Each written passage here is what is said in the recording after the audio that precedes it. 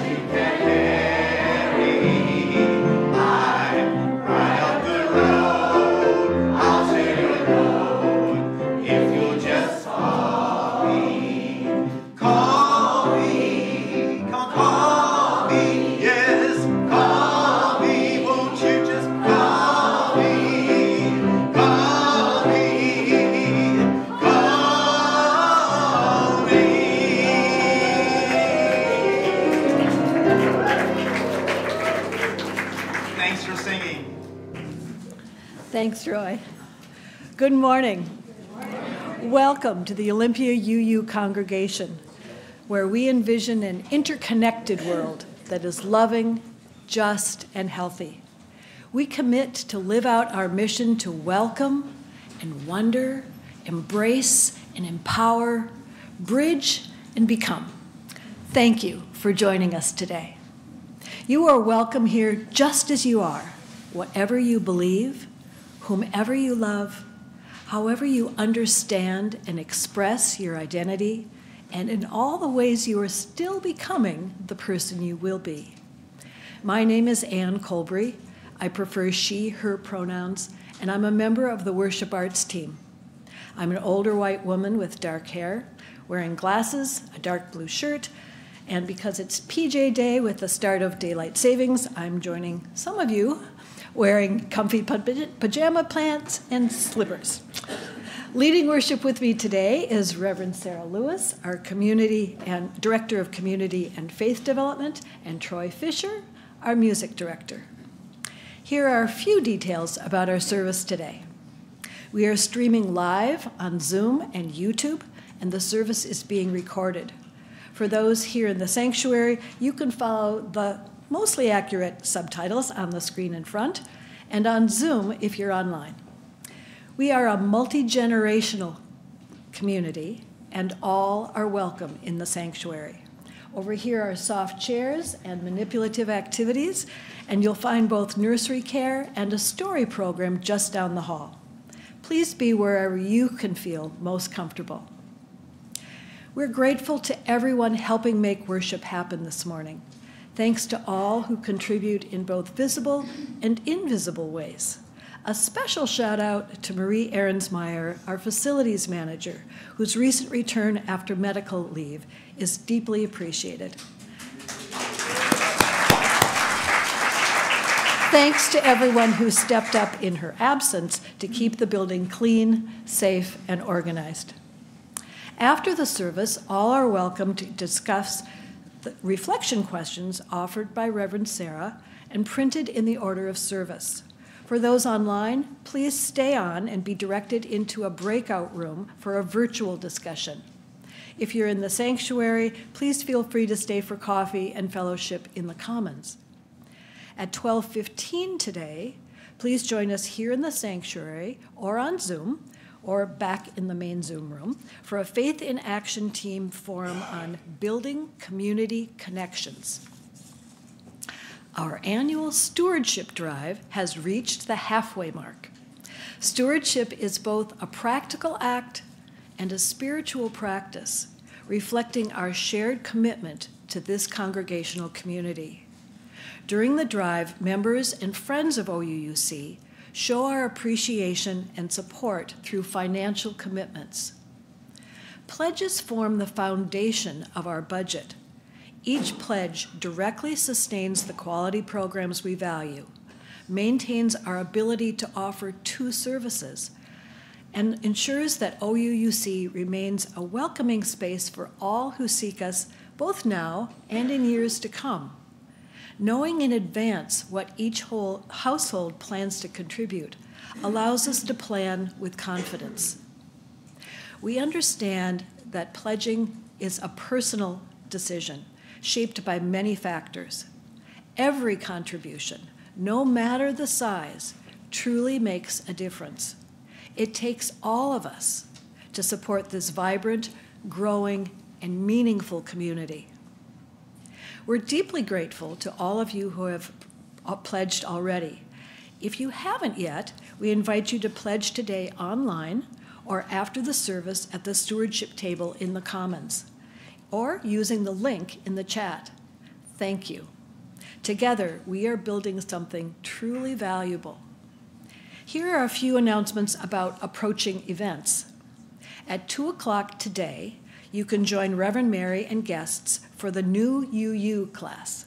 The topic today will be Congregational History and Buildings and Grounds. Next Saturday, March 15th, there are 2 opportunities for connection and contemplation. At 10:30, Jasper Lee will offer a prayer group, and at 11:30, Reverend Mary will hold a spiritual care drop-in. All are welcome to gather for spiritual grounding in these challenging times. Last, a final invitation again to join us at 12:15 here in the sanctuary or on Zoom for a forum on building community connections offered by the Faith in Action leadership team. It can be challenging keeping up with everything happening here. Please check the Tuesday email update or the OUUC website for the most current information. You can sign up for the email update with Rosie in the office. Now please take a couple deeper breaths and settle into a comfortable and alert position. Let's open our hearts and minds as we prepare for worship. It is good to be together. This morning, we join UU congregations around the world in lighting a chalice, the symbol of our faith tradition, with words by Erica Hewitt, Minister of Worship Arts for the Unitarian Universalist Association. If you are online and have a chalice or candle, let's light them together.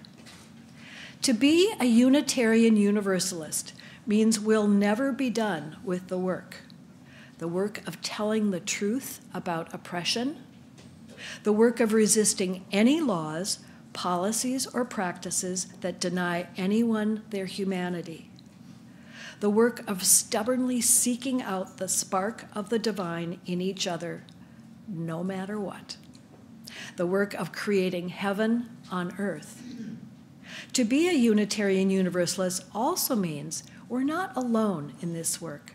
We are not alone because of our promises to love one another. We are not alone because we are companions on the journey.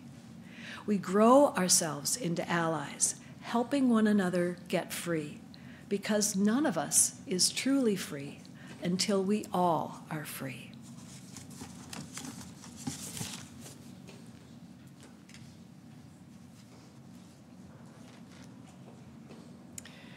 Good morning. I'm Reverend Sara. I use she, her pronouns. I'm a middle-aged white woman with dark hair, and today for Pajama Day, I'm wearing bright yellow with chickens on them pajamas.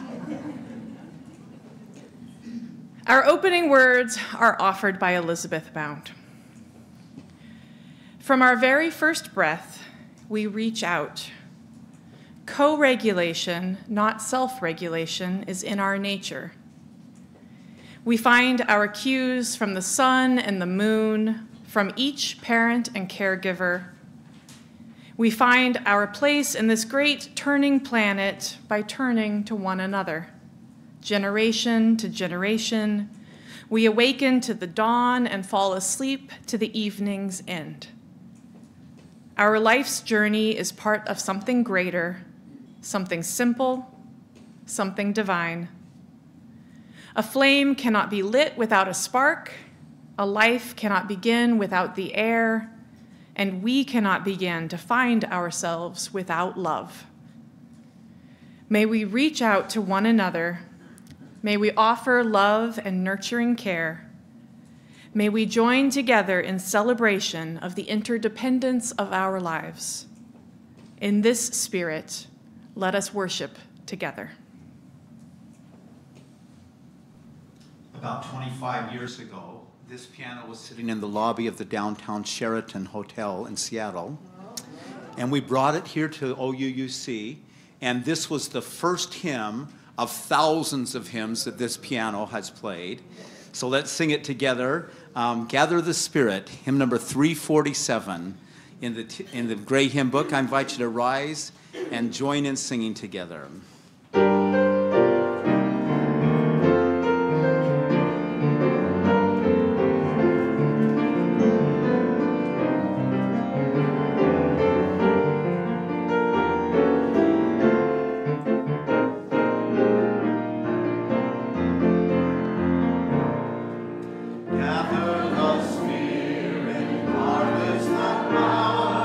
Our separate fires will kindle one flame.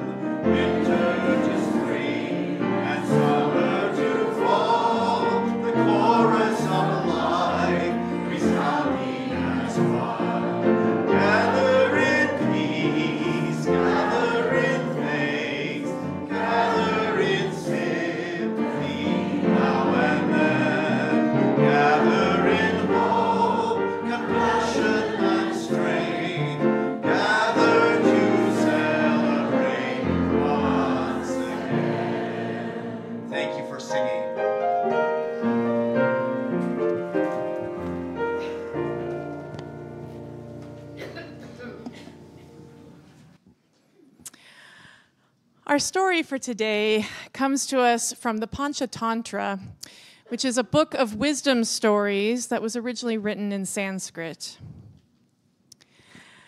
There was a flock of pigeons that were going about their pigeon lives very happily, when one day they noticed a big pile of wonderful-looking seed, all in one big spot together.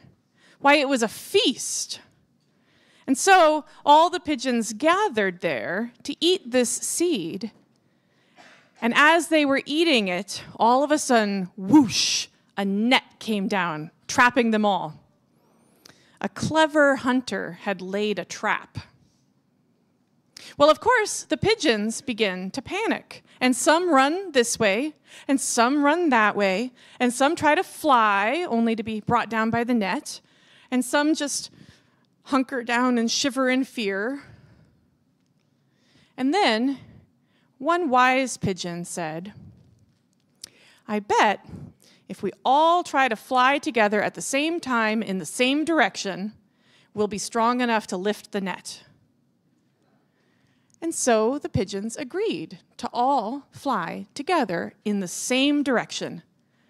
And so on the count of 3, they all beat their wings, and up they went and flew away with the net on top of them, just as the hunter reached out to grab it, losing not only their prey, but also their net.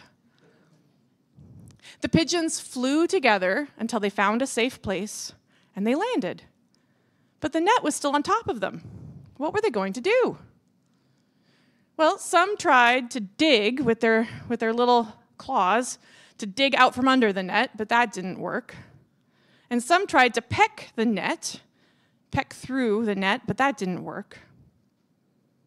And then they remembered that they had friends. And so the pigeons called out for the mice. And the mice came and chewed through the net, freeing the pigeons. The pigeons, of course, thanked the mice, who said, "Oh, not at all, not at all. We're sure you would do the same for us." Thus ends our story.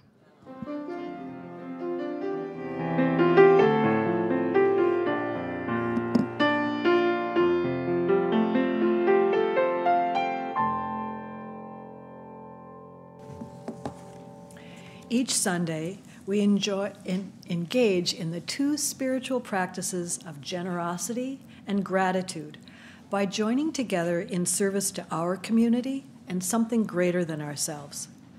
Each of us has the power to share, and when we combine our gifts to create an offering, we are able to do far more than any of us can alone. We also express our gratitude for the gifts that life has given us, for the network of relationships in which we live, and for the presence of this community. If you are new or visiting us, you are our guest. However, if you choose to participate in today's offering, what you share will be most gratefully received. The offering collected here does 2 things.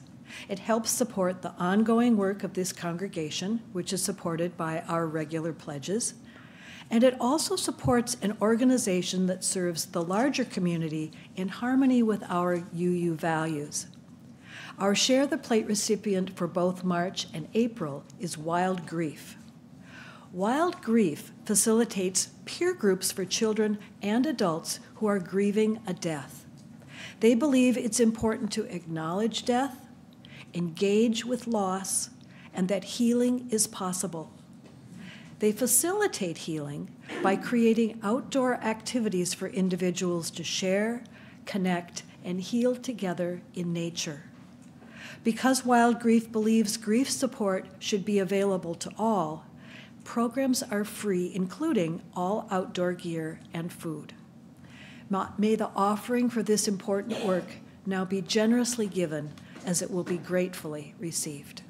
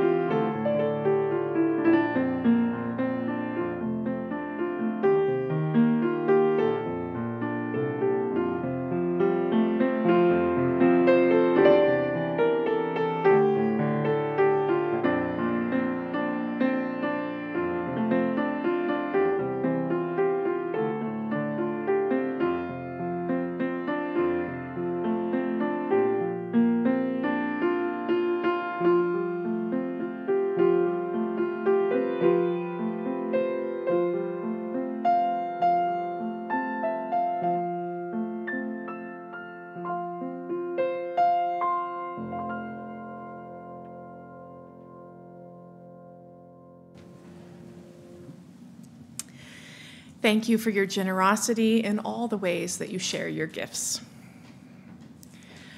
This morning, we do what humans have done for all of our existence. We gather in times of worry and anxiety and in times of celebration and joy. We come into our community bringing all that is on our minds and in our hearts. Let's open our hearts to the complexity of life as we place stones in the water of community. You will hear a drum beat. Allow its resonance into your body. It is the heartbeat of life, the heartbeat of community. So right now, I invite you to take a breath. Feel the air in your body. Feel the earth beneath us. Feel the warmth of connection.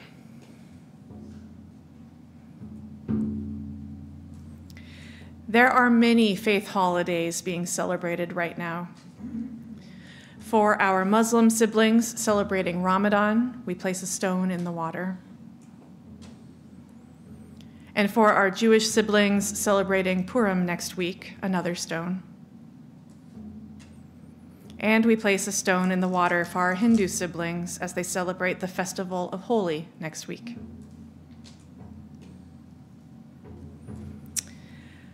Now let's open our circle wide. For those on Zoom, we invite you to share from your heart by entering in the chat. Those in the sanctuary can see your sharing on the screen, and it's shared with Reverend Mary and the pastoral care team. For those in person today, we invite you to come forward if there is something that you would like to bring into this community. You may place a stone in the water as you hold your sharing in your heart. Let us hear the heartbeat of our community and reach out our hearts in love and care to all those who share.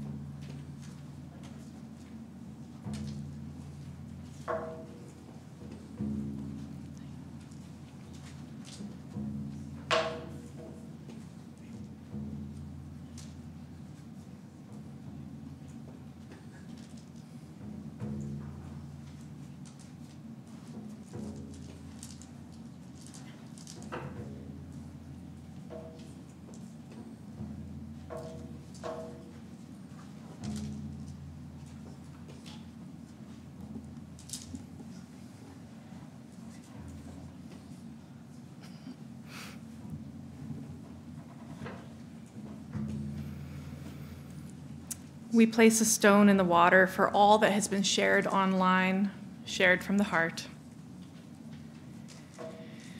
And one more stone in the water for all that we hold in our hearts and that remains unspoken. We hold together all that has been shared. May you feel yourself witnessed. May you know yourself beloved.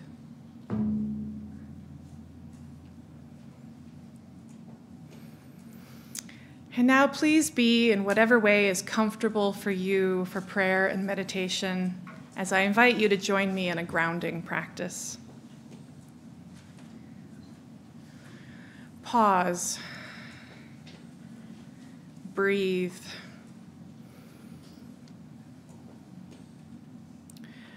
Notice the ways that you are safe right now, even if these are small ways.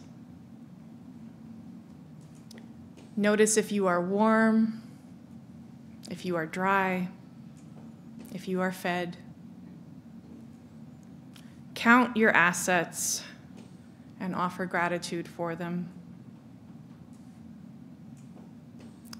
Touch your chair or push your feet firmly into the ground. You might want to call on your higher or bigger something, whatever that is. For me, it is earth beneath me and love all around me. Breathe again.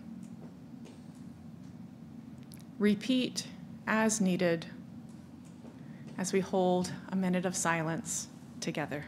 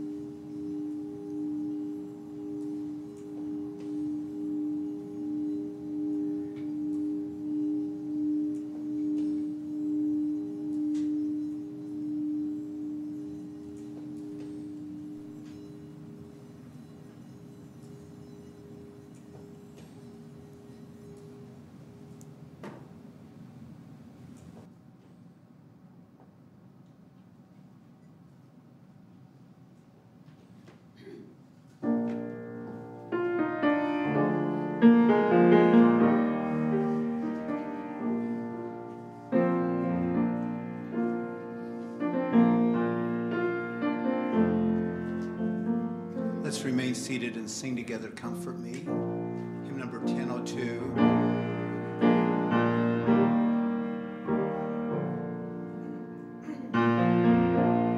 Comfort me, comfort me, comfort me, oh my soul. Comfort me, comfort me,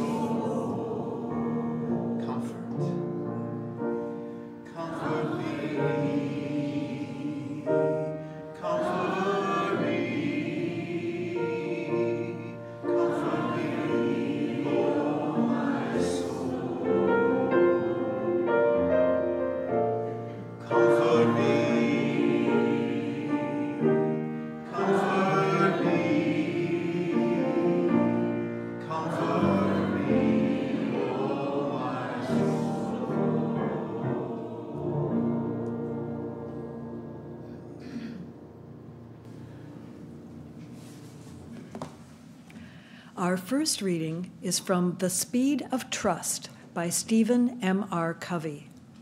Stephen Covey is a business and organizational consultant whose father, Dr. Stephen Covey, wrote 7 Habits of Highly Successful People. One myth is that trust is soft. It's something nice to have, but you really can't define it, quantify it, measure it. As I hope you can tell, the exact opposite is true. Trust is hard. It's real. It's quantifiable.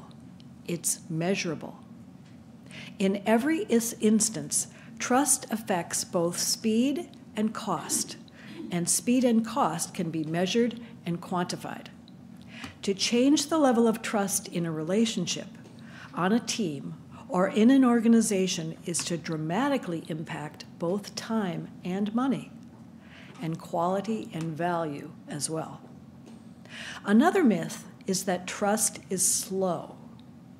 While restoring trust may take time, both establishing and extending trust can be done quite fast. And once established, trust makes the playing field exceptionally quick.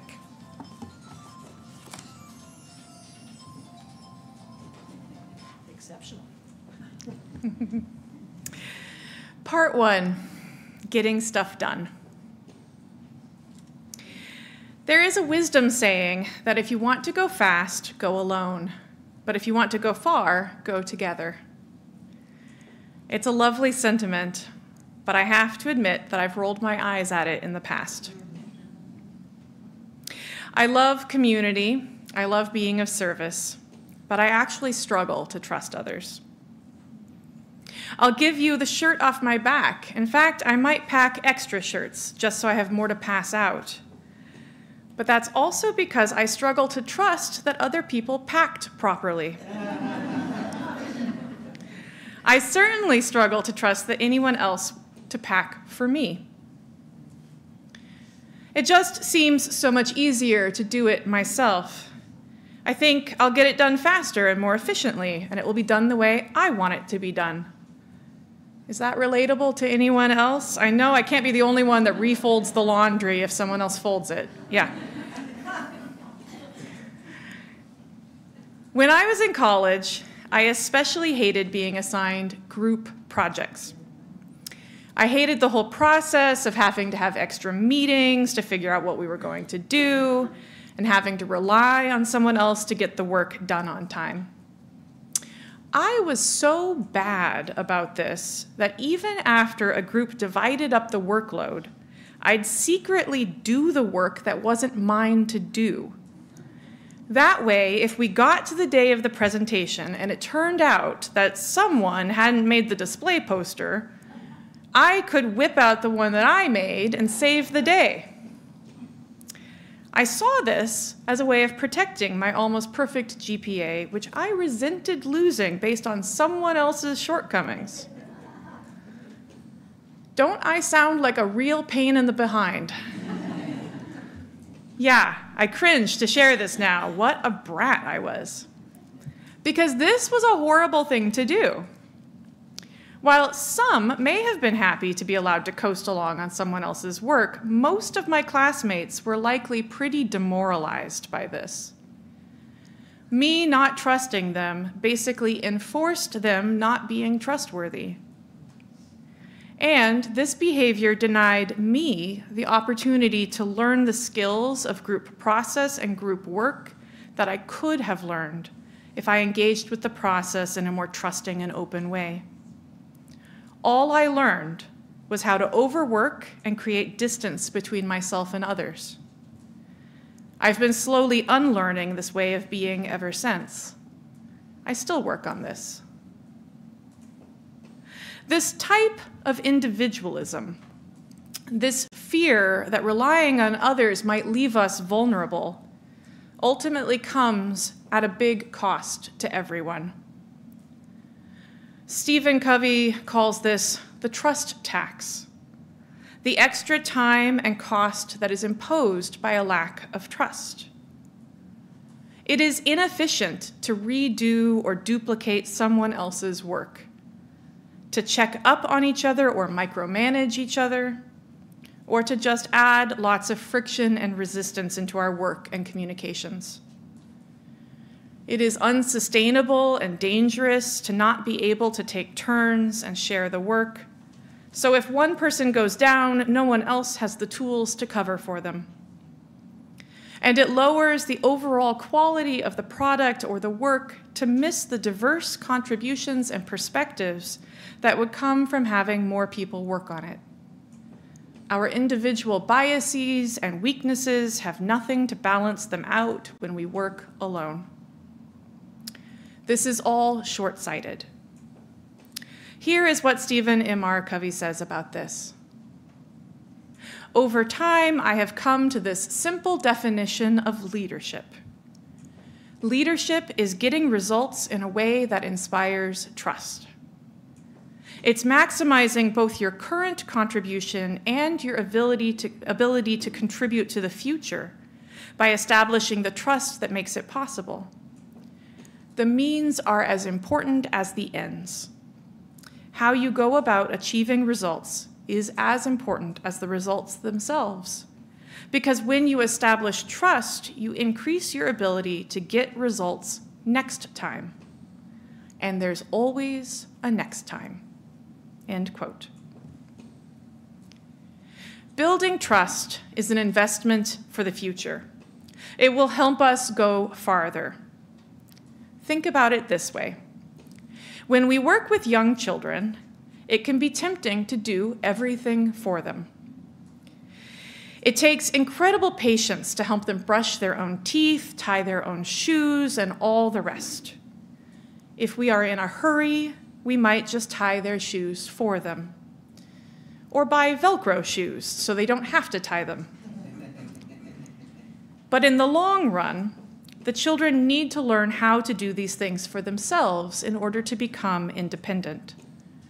And at some point, all that time spent patiently listening to, I can do it myself, and standing by waiting to see if they are going to need help, pays off when the day comes that you realize you're not needed at all anymore, at least not to tie shoes.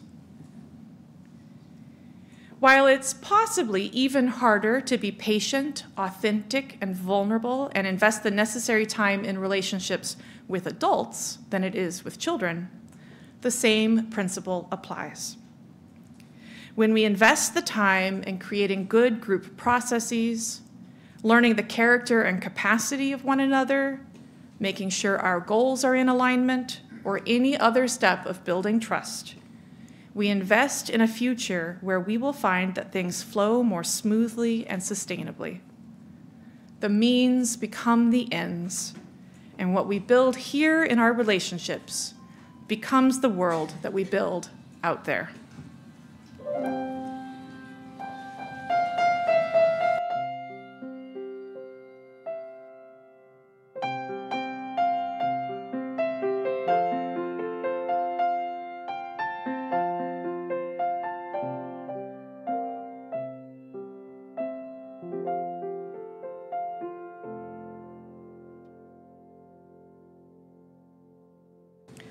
Our second reading is from Emergent Strategy by Adrienne Marie Brown.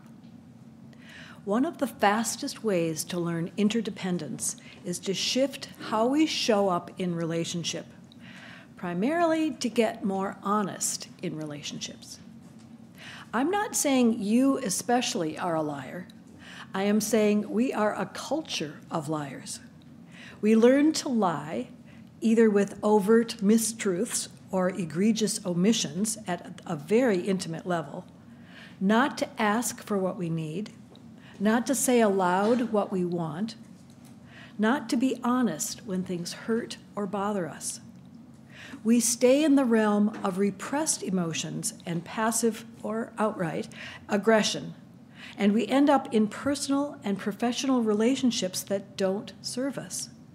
Because we are, I love this, fractal creatures, these patterns repeat in every part of our lives.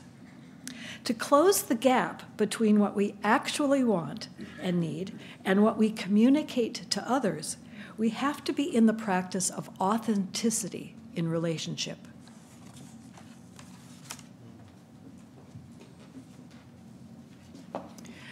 Part 2, authentic trust. So trust comes in many layers. Last week, Reverend Mary shared the model of trust offered by Brené Brown, which offers an acronym, BRAVING. Stephen M.R. Covey offers another model for building trust, with ripples moving outward from self to close relationships, to organizations, to the market, to the larger world. Adrienne Marie Brown also points to our fractal natures and how the way we are at our center ripples out and magnifies itself into how things will be at a bigger scale. So authentic trust starts as an inside job. We begin by being real and authentic and honest with ourselves. What do we need and want? What do we value? What will we actually follow through on? What is our character and what is our capacity? What is our competence? Learning to be honest with ourselves so that we can trust ourselves is no simple task and will involve a great deal of personal work as we encounter our inner wounds, buttons, critics, and more. For instance, for me to learn to be honest and to trust myself has meant that I had to get real about my yearning for validation and my people-pleasing behaviors. Getting real about it doesn't mean that I defeat those things. It means I am honest with myself about how they will affect me and my behavior. We all have stuff that needs an honest look within. So this first step can be a big one. You may need to break it down into many baby steps. And it's the necessary beginning of building larger trust. Fortunately, we can work on the layers all at the same time. So trust building within can happen as we also work on trust building in relationships and organizations and movements. At the relationship level, we can build our own trust and trustworthiness using Brené Brown's braving method that Reverend Mary taught us about last week. Boundaries, reliability, accountability, the vault of confidentiality, integrity, non-judgment, and generosity. This method can be for inner self-trust and for relationship trust. In fact, working on both at the same time will be helpful because they are so entwined with each other. Adrienne Marie Brown points out in our second reading that repressing our emotions and not sharing our needs and wants can lead to passive and active aggression toward others and does not serve the goal of trusting relationships. So as we get more honest with ourselves, we can practice authentically sharing our feelings, wants, and needs in trusting and trustworthy ways with others. Now, this idea of being real and vulnerable may be causing some of us a great deal of discomfort or alarm. As Adrienne Marie Brown pointed out, we live in a culture of liars when it comes to our authentic feelings and needs. And many of us learned at a very early age that it is not safe to openly share our feelings, wants, and needs. If we have been hurt, we learn that it isn't safe to show our real self to others, that we cannot be vulnerable like that. I too understand this fear, that people-pleasing stuff didn't just come out of thin air. So here's what helps me, and I encourage you to try it too if you are feeling any resistance to listening to anything more that I might say. Pause. Breathe. Notice the ways that you are safe right now, even if they are small ways. Notice if you are warm, if you are dry, if you are fed. Count your assets and offer gratitude for them. touch your chair or push your feet firmly into the ground, gravity is holding you. Call on your higher or bigger something, whatever that is. Breathe again. Repeat as needed. And now I invite you to try on a new idea. Yes, there is a risk in trusting others, but there's an even bigger risk in not trusting. The risk is that we live our lives alone, isolated, and inauthentically. We are stronger together, and that requires trust. Breathe on that idea again. Now, this doesn't mean that we have to naively continue to trust people who show us that they aren't trustworthy. And it doesn't mean that we trust everyone in the same way. Stephen Covey has a funny example of trusting people differently when he shares that he and his wife have a close and trusting relationship, but she still wouldn't trust him to perform surgery on her. For that, she would want to trust a surgeon. So smart trust takes into account what we know about the other person or people. We trust each other in realistic ways that take into account the other's capacities, capabilities, and we have safe boundaries with each other. I like the definition of boundary as being the distance at which I can love myself and you at the same time. If a person is hurtful to you, that might be a pretty big distance for that boundary. But even these boundaries can still have doors. That surgeon might be a really mean and toxic person that you wouldn't even want to have a cup of coffee with, and you still might trust them to perform your surgery. We can trust different people differently. And the real trick of all of this is to still be the same you, to be consistently and authentically you, even as you also hold your boundaries. The boundaries may move, but they shouldn't crush or contort you within them. They shouldn't become masks or cages. Then, if we move out to the layers of organizations, groups, movements, community, and the larger world, Stephen Covey identifies the themes of trust at these levels as alignment, reputation and brand, and contribution. At the group level, are we aligned and moving toward the same goals and values, like those pigeons? At the community or market level, do we have a solid brand and reputation? And at the world level, how are we contributing? I'm going to leave the community and world levels for later reflection and focus on our group organization level with my remaining time. So at the organizational level, our question is about alignment. Alignment in values, goals, aspirations, dreams. Do we ultimately want the same or similar things?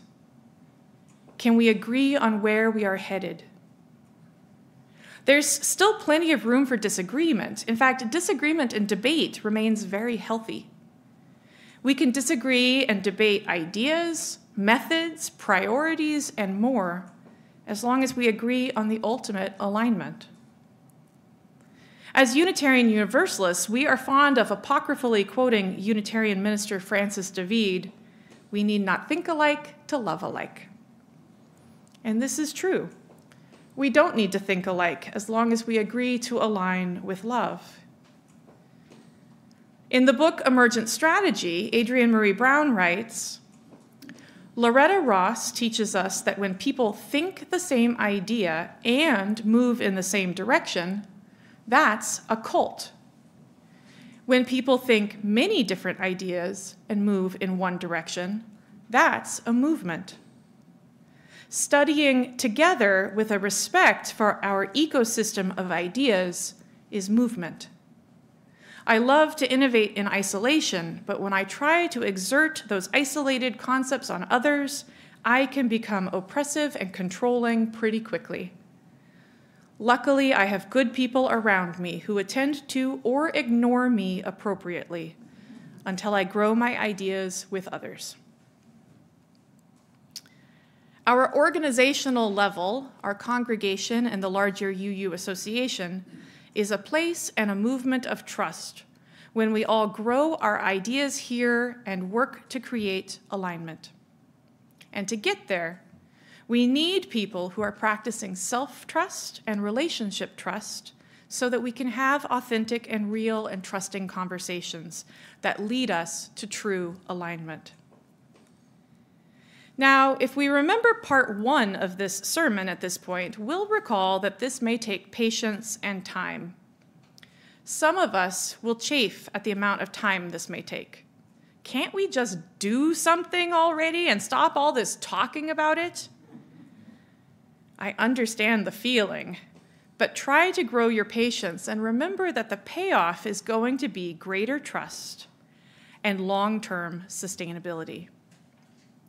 Going slow together is going to take us farther than going fast alone. We must invest time and energy in creating good group input and decision-making processes, covenants and healthy conflict management, clear organizational structures, accountable and sustainable leadership, capacity-building training and education, stewarding of our resources, and more. This is the work that sets us up to do our greater work of moving toward a world that is loving, just, and healthy, and that puts liberatory love at the center. And you can practice this today by joining our forum at 12:15 to discuss and discern around our faith in action focus areas and partnerships with other organizations.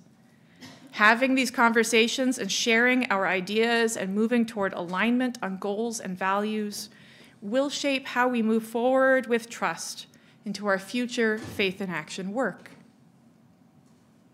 We practice now in small ways the same things that we dream of as the ultimate ends. We dream of a beloved community, so we practice becoming a beloved community, no matter how imperfectly. We dream of a sustainable and healthy Earth ecosystem, so we practice being a sustainable and healthy ecosystem, however imperfectly. As Universalist professor of religious education Angus MacLean said, "The method is the message."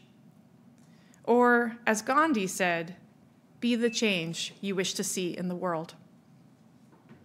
The means become the ends as we practice moving at the speed of trust toward our dreams. Let's take a moment for silent reflection.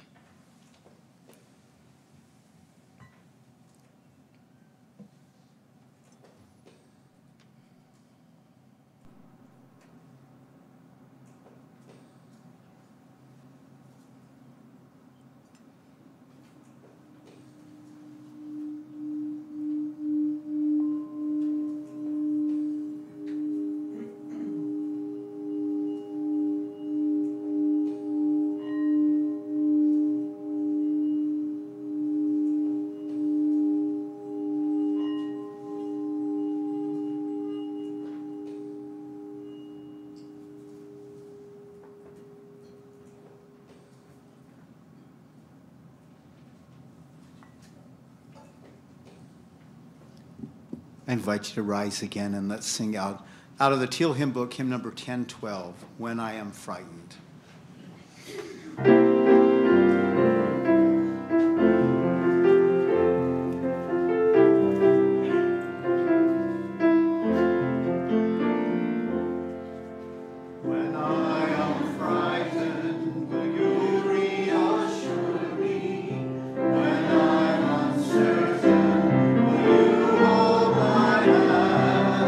Will you be strong for me? Sing to me.